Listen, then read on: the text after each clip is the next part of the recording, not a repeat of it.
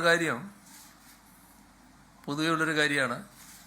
കേരളത്തിന് പൊതുവിൽ സന്തോഷം നൽകുന്ന കാര്യമായിരിക്കുമെന്നാണ് ഞങ്ങൾ കണക്കാക്കുന്നത്. 2016 തെരഞ്ഞെടുപ്പിൽ വിജയിച്ച് അധികാരത്തിൽ വന്ന സർക്കാരിന് ജനങ്ങൾ നൽകിയ വലിയ പിന്തുണയിലാണ് 2021 തുടർ ഭരണമുണ്ടായത്. 5 വർഷം നടപ്പാക്കിയ വികസന ജനക്ഷേമ പ്രവർത്തനങ്ങൾ കൂടുതൽ ഊർജ്ജസ്വലതയോടെ തുടരാനുള്ള ജനവിധിയാണ് 2021 ലഭിച്ചത്. അപ്പോൾ 2016 മുതൽ ഇതുവരെയുള്ള 10 വർഷക്കാലത്തോളമുള്ള ജനങ്ങൾക്ക് നൽകിയ വാഗ്ദാനങ്ങൾ ഓരോന്നും നടപ്പാക്കിയാണ് സർക്കാർ മുന്നോട്ട് പോകുന്നത്.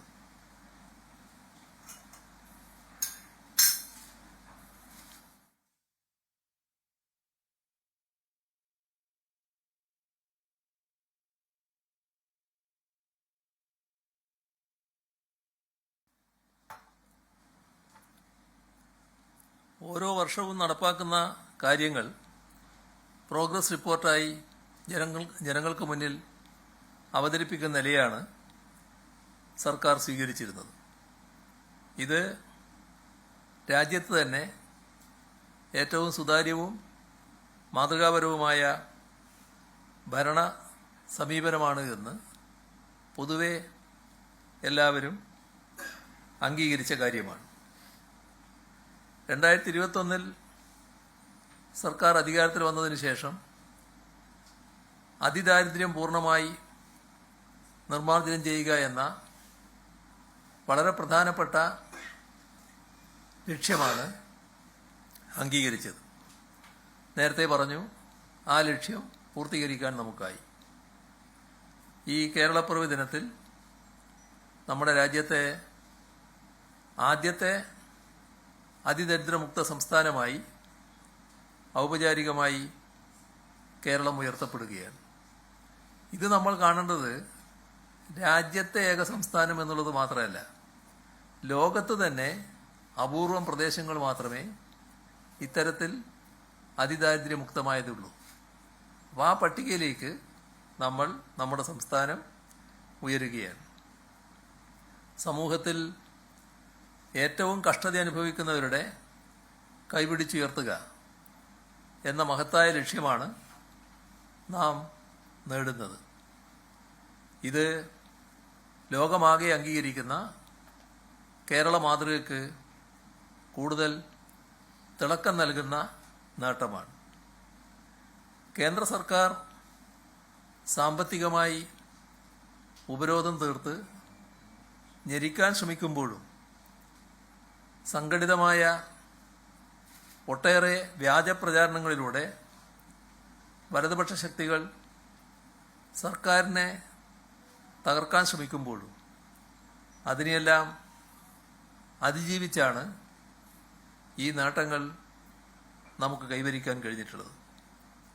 നമ്മുടെ വികസന മാതൃക കേവലം സാമ്പത്തിക കണക്കുകളുടേതല്ല, അത് മാനവികതയിൽ അധിഷ്ഠിതമാണ്.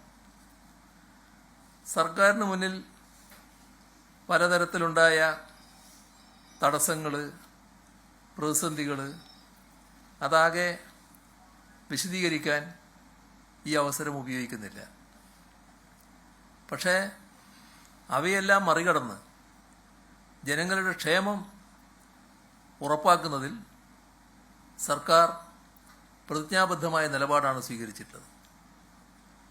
അതിൻ്റെ ഭാഗമായി ഇന്ന് ചേർന്ന മന്ത്രിസഭാ യോഗം ചില തീരുമാനങ്ങൾ എടുത്തിട്ടുണ്ട്.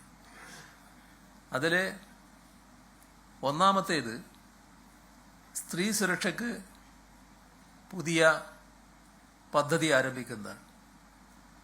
സാമൂഹ്യക്ഷേമ പദ്ധതികളിൽ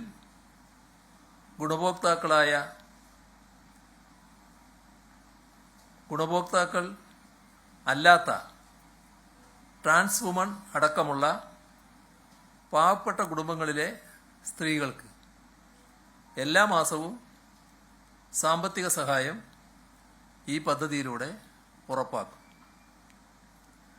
35 മുതൽ 60 വയസ്സ് വരെയുള്ള നിലവിൽ ഏതെങ്കിലും സാമൂഹ്യക്ഷേമ പെൻഷൻ ലഭിക്കാത്ത AAY മഞ്ഞ കാർഡ്, PHH മുൻഗണനാ വിഭാഗം പിങ്ക് കാർഡ്, ഈ വിഭാഗത്തിൽപ്പെട്ട സ്ത്രീകൾക്ക് പ്രതിമാസം 1000 രൂപ വീതം സ്ത്രീ സുരക്ഷാ പെൻഷൻ അനുവദിക്കും.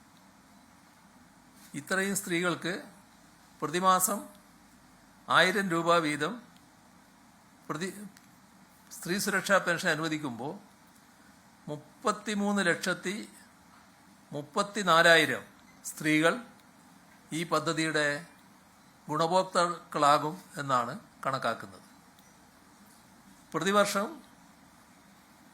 ഈ 1000 രൂപ പ്രതിമാസം നൽകുമ്പോൾ പ്രതിവർഷം 3800 കോടി രൂപ ഈ പദ്ധതിക്ക് സർക്കാർ ചെലവിടും. ലോകത്തെവിടെയായാലും ഏത് സമയത്തും 24 വാർത്തകളും ഓഗ്മെന്റഡ് റിയാലിറ്റി പാക്കേജുകളും എക്സ്പ്ലെയിനറുകളും വിശദമായി കാണാൻ ഞങ്ങളുടെ യൂട്യൂബ് ചാനൽ നിങ്ങൾക്ക് സബ്സ്ക്രൈബ് ചെയ്യാം.